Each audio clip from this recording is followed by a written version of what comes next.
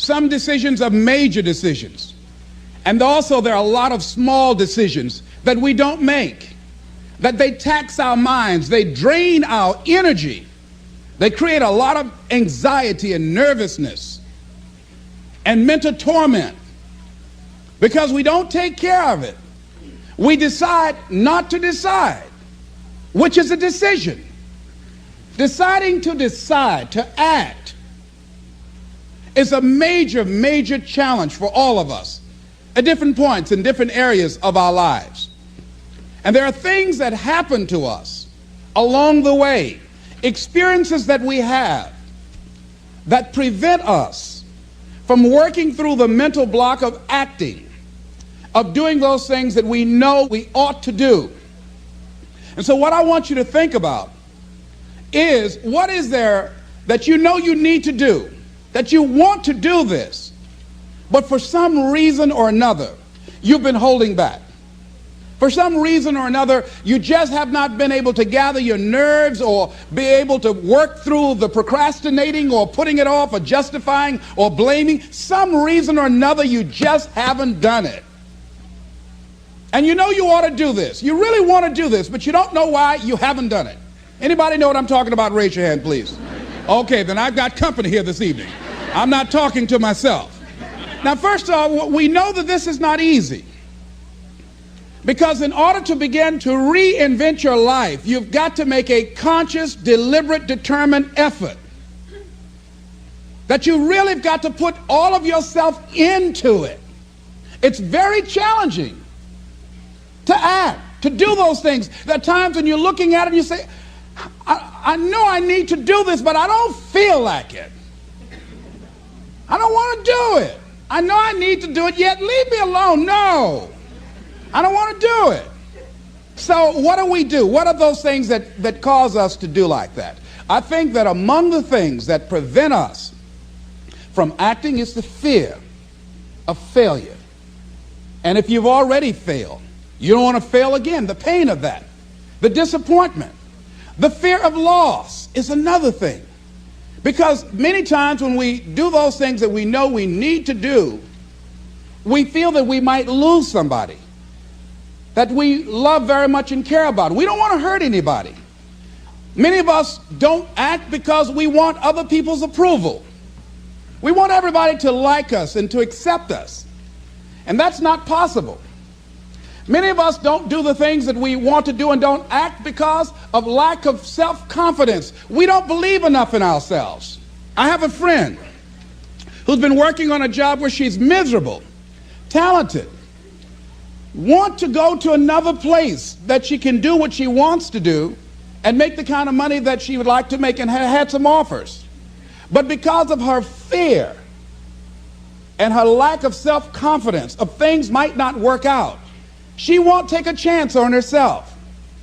So there she is, spending 8 hours a day, 5 days a week, and she's miserable. She hates to go to work.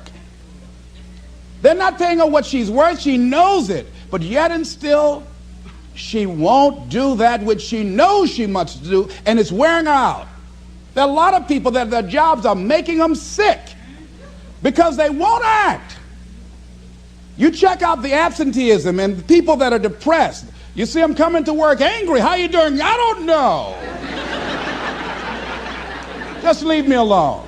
It's not even 9 o'clock yet. You're talking about good morning.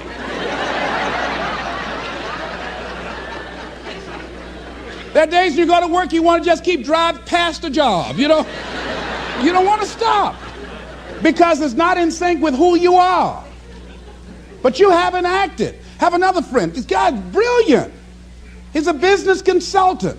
He helped a lot of people get their business started. And people come to him because they know he's knowledgeable. But this guy won't start his own business. Now, he's very smart.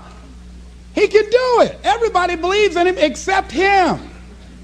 And he's so smart, he's talked himself out of it. Well, the numbers aren't right. And so there are many reasons why we don't act. There are other things, though, that affect us. Is that not wanting to take personal responsibility. We want somebody else to do it. And many times we pick up our inability to do certain things from people that we love, people that we admire. We identify with them, and we live in the context of their ideas, their opinions, and their life patterns. We buy into it unconsciously. My mother is a pack rat. She keeps everything. She doesn't throw anything away. And I have unconsciously picked that up. Now, my mother never said, let me show you how to keep everything, Les, and just clutter things. I unconsciously picked that up, many times unconsciously. We try to honor the people we love by being like them. By the same token, I realized something about myself when I had some major decisions to make, and I found myself acting like my mother. See, my mother's the kind of person that when she has a problem with one of the other foster children that she adopted, she won't confront them. She will call me. Les, why don't you tell Linda to move? She's lazy. She won't go to work. She runs the street all day, and then she comes home and wants to sleep all day, and I think she's doing drugs. I said, but Mama, why don't you tell Linda that? I bought the house for you. I told you when she wanted to come home, don't let a grown person come there and take care of them. You let her in. Well, after all, she's my child. Mama, then you handle that. When I tell her to leave, she say, Mama say I can stay. Mama, can I stay? And you tell her yes, and then you call me and say, she's still here.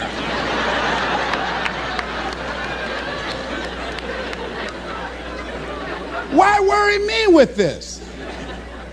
So Mama hasn't developed the courage to act on that. Some people won't act until there's a crisis situation. When Linda started stealing from Mama and took her Social Security check to get some drugs, Mama got some courage to say, get out of here. And don't ever come back. But she wouldn't do it until then. And see, we don't have to wait until a crisis situation. I have a friend that has been having a challenge with losing weight. Both of us have been dealing with that challenge. And for the past 40 years, he's always seemed like weighed over 235 pounds. And so he said, man, I just can't lose weight. I'm big-boned. I said, Bud, I've never seen any fat skeletons.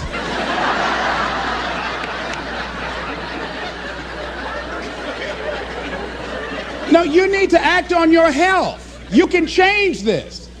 You don't have to go to your grave fat. We're all digging early graves without teeth. We don't have to do this. They need to have a support group around M&M peanuts.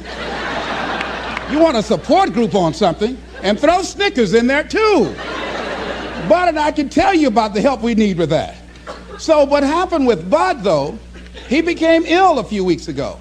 See, Bud in the last few weeks has lost more weight than he's ever lost, even when we were competing with each other, betting a lot of money. But what happened was, Bud became diabetic. He went into an insulin shock. He didn't know that he was diabetic. His blood sugar became high. And the doctor said to him, you are diabetic. You're going to have insulin shots every day. You're going to have to change your diet. And let me tell you what's going to happen if you don't do what we tell you to do. Number one, there's a possibility that you can become an amputee. Number two, you can go blind. Three, you can become impotent. Bud, say, help me.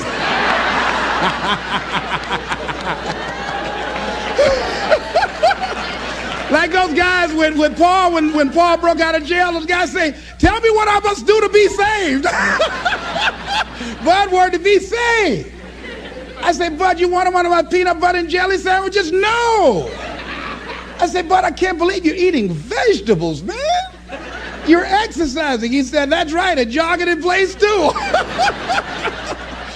Now, he had the ability to do it before, but there's some people, it takes that kind of crisis to bring them into reality in order for them to act in their own best interest. Some people have to hit rock bottom in order to rise. I don't know why. You want to begin to look out on your life and what you want for you. And I think that when we begin to focus in the area of what does it take for us to act, I think we can say events can inspire us to act, like that particular event in his life. circumstances. A friend of mine, he wanted to do something and he just did not have the motivation and the drive and the confidence within himself. But his circumstances changed overnight through an acquisition of the company that he worked for. He lost his job through the inspiration of desperation. He had to act. See, life also are things that can inspire us to act. See, if we don't have the courage, and that's what it takes, courage. It takes guts to do that which you know you need to do. If you don't have the courage to act, life many times will move on you and make you act. Life will whoop your butt so bad. You will be so miserable, you will catch so much hell, you say, yes, I will do it. What do you want me to do? Take me. A friend of mine said, I can't stop smoking. I can't stop smoking. Doctor said, Sam Axelrod, you have emphysema. Sam never picked up another cigarette and said, look at those stupid people smoking. Sam, you did it for 35 years. How can you talk about people? Well, I was different. I'm trying to help them. They don't have to do the same thing I did. But be compassionate, Sam. Isn't it interesting how quickly we forget? So I'm saying that look at something in your life. It might be just writing a letter to somebody to say thank you. It might be just to apologize to somebody. I had a confrontation in the Penobscot building with the security guard there. He responded to me what I perceived as a negative way, and he and I engaged in an argument. I did not like the way I handled that. I avoided going through the front door for a long time because I didn't want to face him. Finally, I decided to act, and I went up to him and said, I want to apologize to you for the way in which I handled this argument we had the other day. I was wrong. I hope you accept my apology. He said, I do. And I said, thank you very much. I felt relieved. Now, when you decide to act, it's not always going to be like that. A friend of mine did some work for me. It was below par, to say the least. I knew that this guy was capable of doing better work. I knew that he also had a fragile ego. So I was trying to think of what is the most sensitive way in which I can share this information with him. Because I wanted him to do my work over. I was going to pay him for what he did. But I needed my work done right. But I was afraid that I would hurt his feelings. So I was very, very meticulous in how I approached him. And I said, let me share this with you. You know I care about you. And that you're a very talented and gifted person. And you and I both know that what you have given me is not a true reflection of your talents and abilities. And I'm saying, let's go back in the studio and do this again. And he said to me, I'm going to forget you ever said that.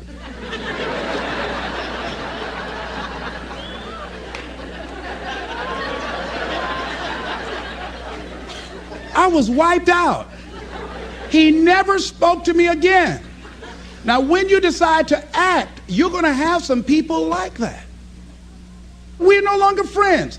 I lost sleep over that, ladies and gentlemen. I said, I can't believe that. I remember sitting up one night looking at the phone. I said, I got to call him. He said, no. Then I said, no, forget that. I called, man, look here, we've been knowing each other too long to allow this to come between us. He said, don't call me anymore, and hung up.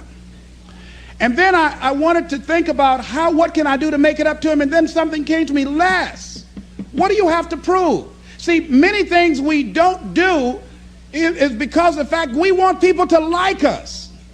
There's some necessary losses in life.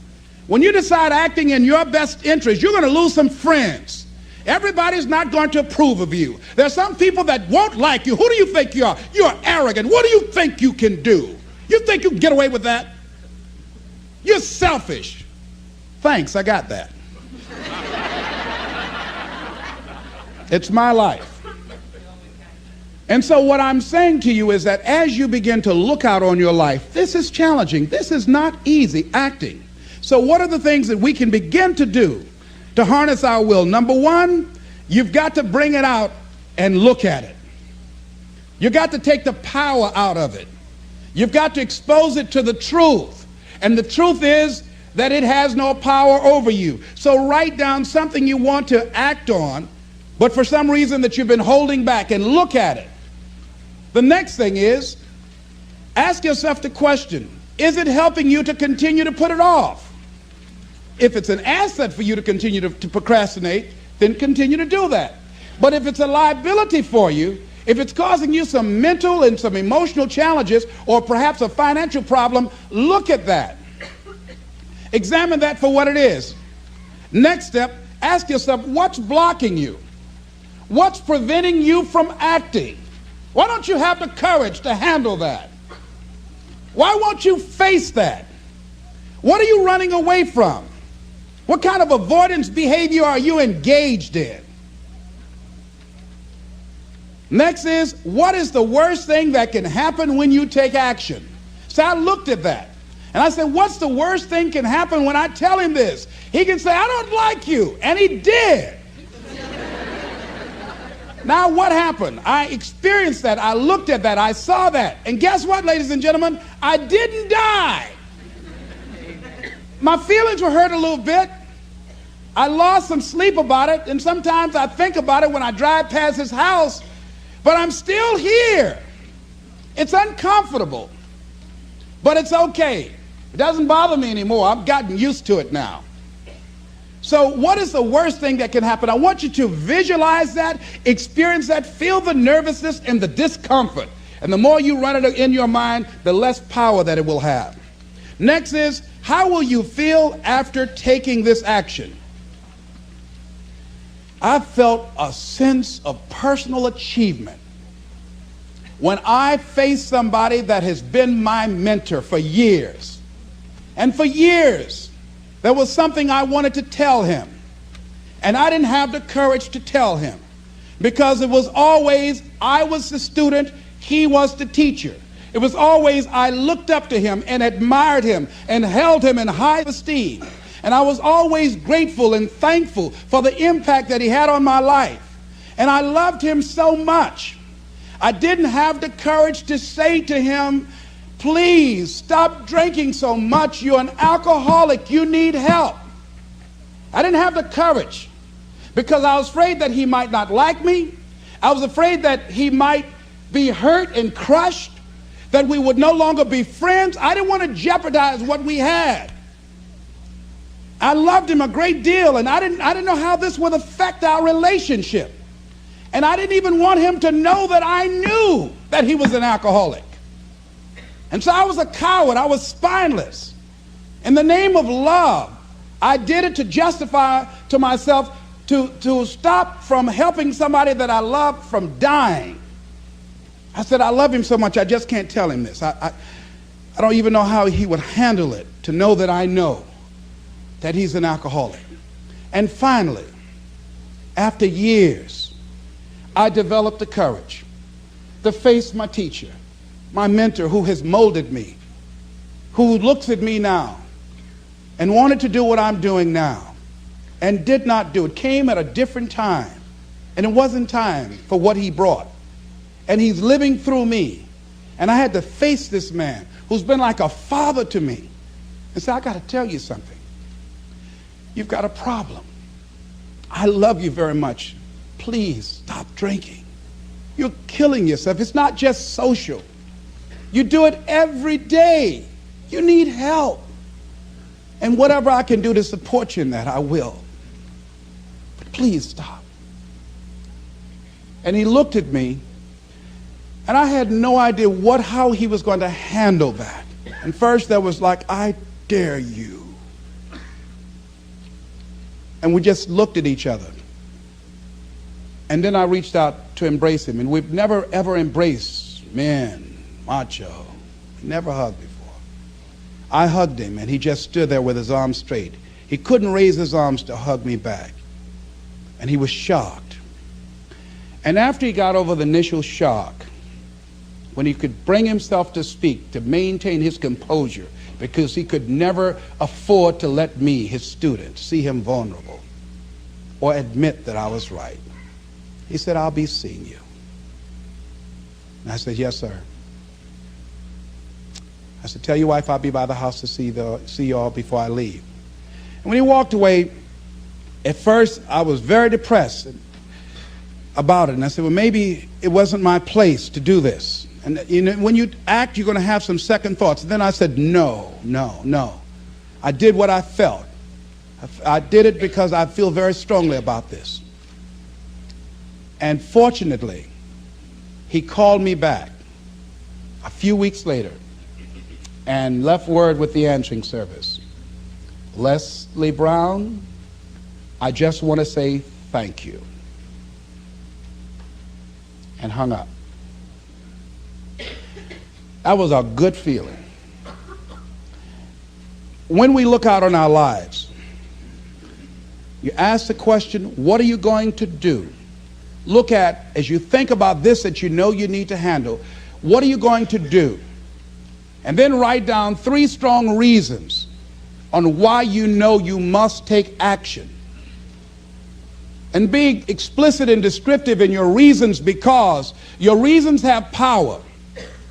Your reasons will drive you.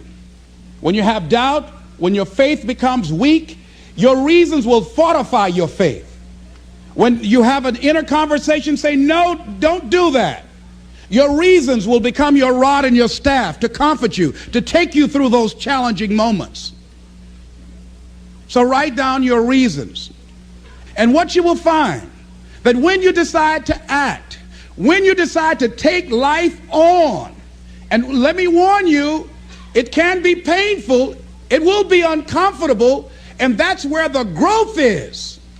When you're uncomfortable, when you're stretching out, when you're taking life by the collar, you're going to get thrown to the ground again and again and again. But when you have determination, and you know that what you're doing is right, it gives you your life, it gives a special meaning and power to you, you will have some power from on high. You will discover some things about yourself that will begin to electrify your personality. You'll begin to discover some things about you that you don't know you've got when you put yourself in that type of challenging situation. Repeat after me, please. I can go into action on anything in my life. Nothing is stopping me but me. No challenge in my life has any power over me. Here's something that Howard Thurman wrote on the decision to act. He said, it's a wondrous thing that a decision to act releases energy in the personality. For days on end, a person may drift along without much energy, having no particular sense of direction and having no will to change. Then something happens to alter the pattern. It may be something very simple and inconsequential in itself, but it stabs awake, it alarms, it disturbs. In a flash, one gets a vivid picture of oneself, and it passes. The result is decision, sharp, definitive decision. In the wake of the decision, yes, even as a part of the decision itself, energy is released. The act of decision sweeps all before it, and the life of the individual may be changed forever. When you decide to make decisions, to act, you begin to access power within you that will increase your self-esteem, that will increase and enhance your personal power, that puts you in charge of life. And life has a whole new meaning for you. There's a sense of personal freedom. Doesn't mean you're not going to have any struggles. Doesn't mean that you're not going to have any challenges. Doesn't mean that you're not going to suffer any defeats. No, it doesn't mean that. But what it does mean, that you're putting yourself in the position to grow. You're putting yourself in line with your higher calling and your higher self. And that's what life is about.